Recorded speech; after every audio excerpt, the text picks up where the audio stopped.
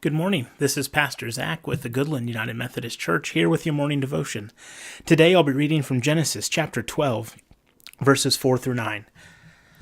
So Abram went as the Lord had told him, and Lot went with him. Abram was 75 years old when he departed from Haran.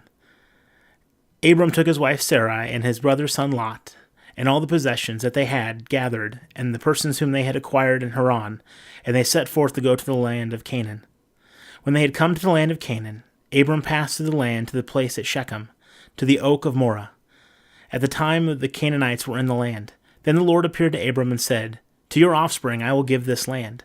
So he built there an altar to the Lord, who had appeared to him. From there he moved on to the hill country on the east of Bethel, and pitched his tent.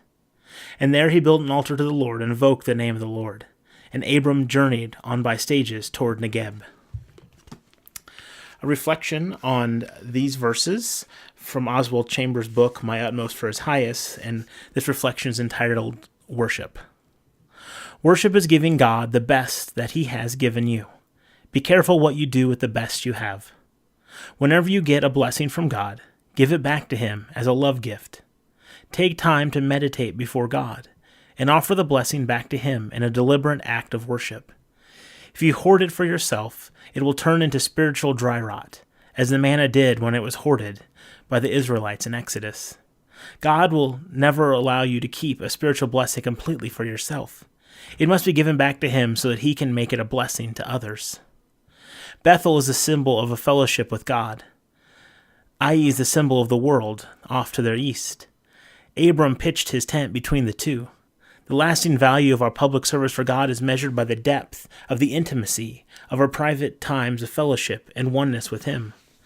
Rushing in and out of worship is wrong every time. There is always plenty of time to worship God. Days set apart for quiet can be a trap, detracting from the need to have daily quiet time with God. This is why we must pitch our tents where we will always have quiet times with Him, however noisy our times with the world may be. There are not three levels of spiritual life: worship, waiting, and work. Yet some of us seem to jump like spiritual frogs from worship to waiting, and from waiting to work. God's idea is that the three should go together as one. They were always together in the life of our Lord and in perfect harmony. It is a discipline that we must develop. It will not happen overnight. Have a blessed day.